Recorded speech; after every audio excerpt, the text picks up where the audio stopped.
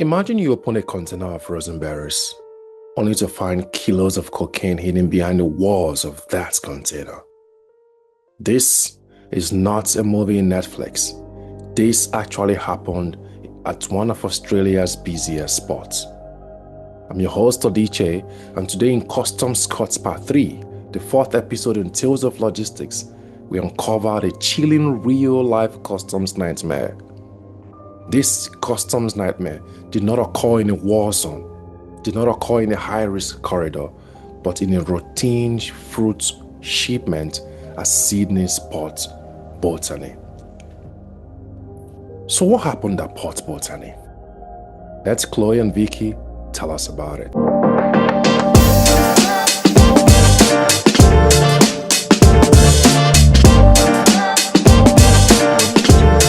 What started as a standard cold chain logistics delivery from Chile and Belgium ended in one of the most sophisticated drug busts in recent years. And the most alarming part? The smugglers were using legitimate supply chains and tracking devices to reclaim their goods after delivery. Let's dive into the day.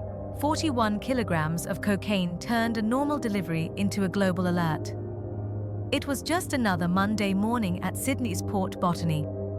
Cranes hoisted containers, customs officials sipped coffee, and logistics managers checked off delivery logs. But nestled among hundreds of refrigerated containers, commonly known as reefers, was one shipment that would change everything. The container came in from South America, declared as frozen mixed berries. Nothing unusual.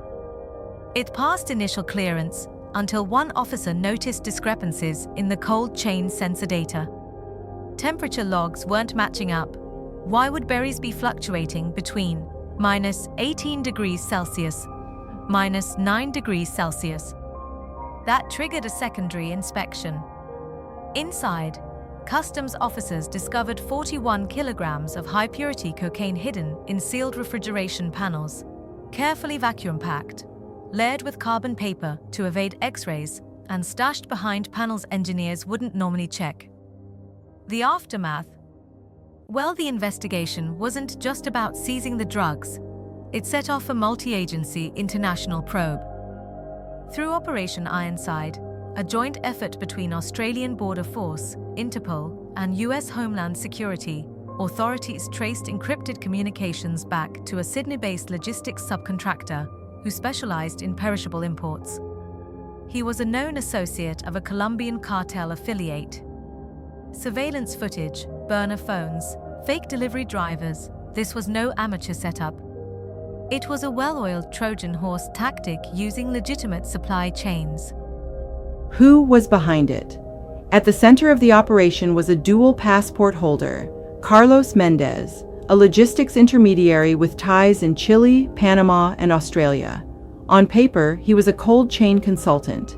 In reality, he was rerouting containers across 3 continents, masking narcotics as food exports. Authorities discovered he had used legitimate freight forwarding platforms to move 5 other shipments, all under legitimate food brands, over 18 months. Mendez was arrested at Sydney Airport trying to board a private charter to Fiji. A sealed laptop, $25,000 in cash, and 3 unregistered SIM cards were found on him. What happened next? 3 other suspects were arrested in Melbourne and 1 in Valparaiso, Chile. The group had built a false company registry, complete with virtual offices, fake BRC certificates, and ISO documentation. One customs officer said, "This wasn't just a drug bust, it was a logistics breach, and it showed how dangerously fragile international trade security can be." Now here is the logistics fallout from that Sydney port. That customs nightmare led to delays on several reefers on site. Third-party logistics firms had to halt unloading. Cold chain integrity was threatened. Perishable goods meant for retail were delayed, and port traffic slowed for over 24 hours. Even worse, logistics staff found themselves under suspicion or at risk of criminal manipulation for a while. One wouldn't be surprised at that. And how was Australian customs regulations affected? The bust has since led to changes in how refrigerated shipments are inspected in Australia, with randomized deep scans and AI-driven temperature variance alerts now in place. That single customs nightmare led to stronger container security, stricter export checks at origin, and tighter last-mile delivery protocols. So from everything that happened at Port Botany, what lessons can we as professionals of logistics learn from it? It's a lot. The first one is that every error caused at every port, mainly when it comes to deal with cargoes, does not only affect the border security personnel. No, it affects every member in the supply chain. It affects those at the warehouse. It affects the logistics manager.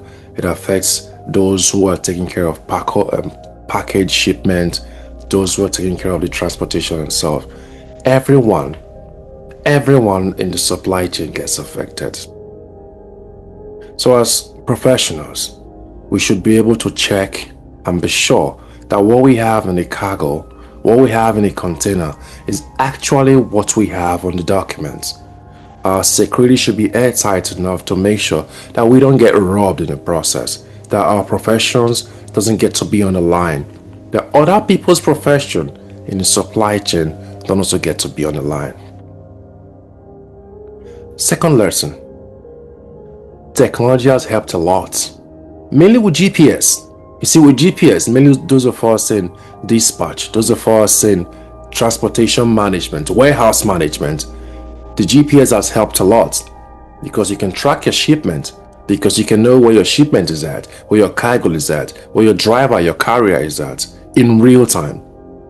But unfortunately, even criminals now use that same technology in tracking packages, cargoes, containers as well.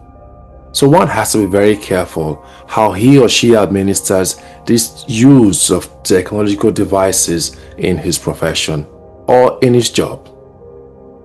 The third example is that, as bad as it is, the gray side or the good side about it is that it has led to increase in security.